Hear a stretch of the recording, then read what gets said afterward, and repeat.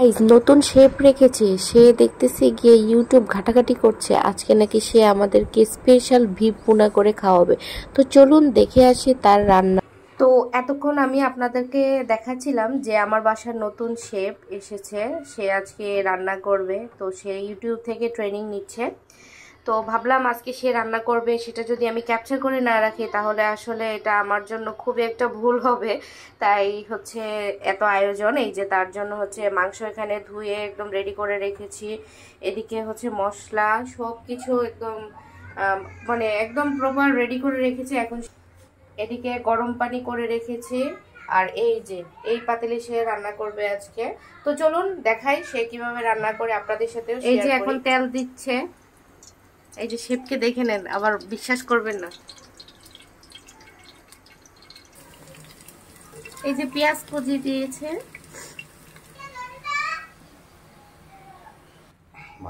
এই যে এখন হচ্ছে শুকনো মরিচ দিচ্ছে। জানি না এই খাবার খাওয়া যাবে কিনা, দেখা যাক শেষ পর্যন্ত। সে কখনোই রান্না করে নাই, এই প্রথমই হচ্ছে সেরকম মাংস রান্না করতেছে। মনে হয় জীবনে ডিম ভাজি বা হচ্ছে ভাতই রান্না করছিল। আমি জানি না এটা কোন দেশীয় স্টাইলে রান্না হচ্ছে। এই যে গুঁড়া মশলা হচ্ছে আগে দিচ্ছে, বাটা বোটা না দিয়ে। গাইস দেখেন কি পরিমাণ লাল হয়েছে, আল্লাহ জানে এই মাংস খেতে পারবো কিনা আমরা। এখন জিরা গুঁড়া দিল, জিরা গুঁড়া এত অল্প না, আরেকটু দিতে হয়। হলুদ গুঁড়া দেওয়া হচ্ছে, এই যে আদা বাটা দিচ্ছে।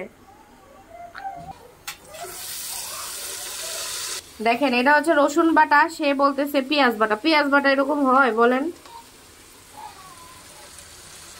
আজকে দুপুরবেলা নিশ্চিত আমাদেরকে অর্ডার করে খেতে হবে আর কি। এই যে এটা হচ্ছে পেঁয়াজ বাটা, এখন পেঁয়াজ বাটা দিচ্ছে। এই মশলা যত সুন্দর হবে ততই নাকি খেতে মজা। কিন্তু এই যে সে লাল মরিচ দিয়ে একদম লাল করে সরো সরো তাড়াতাড়ি। আমি দেখেন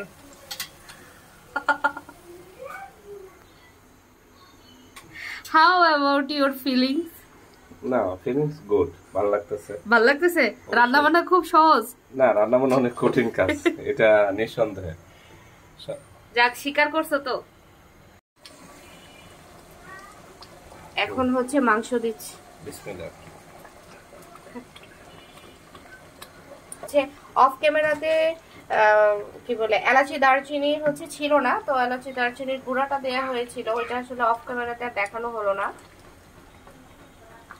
এখন কষতে থাকবে। লবণ, এই যে লবণ দেয়া হয় নাই। আমার মনে আছে। মনে আছে? তার নাকি মনে আছে লবণ সে মাংসের উপর দিবে, সে মশলার মধ্যে দিবে না। চলিতেছে রান্না।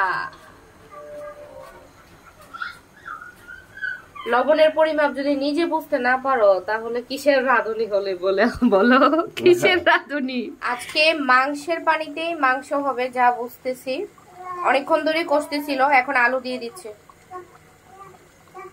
আর মাংসে আলু আসলেই অনেক ভালো লাগে, মানে গন্ধ অনেক মানে সুন্দর বের হয়েছে। জানি না খেতে কেমন লাগবে, দেখা যাক লাস্ট সব পর্যায়ে কি হয়।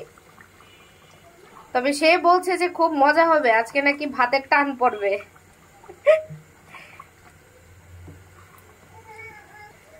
আবারও ঢেকে দেয়া হচ্ছে বেশ কয়েক মিনিটের জন্য। এই যে এখন ঝোল দেয়া হচ্ছে, কষানো হয়ে গিয়েছে, আর মনে হয় লাগবে না।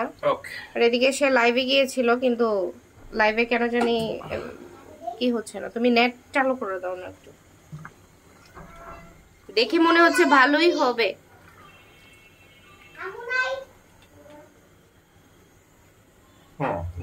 এখন মাংস টেস্ট করতেছে যে গলল কিনা, সবাইকে দিচ্ছে, চেক করছে।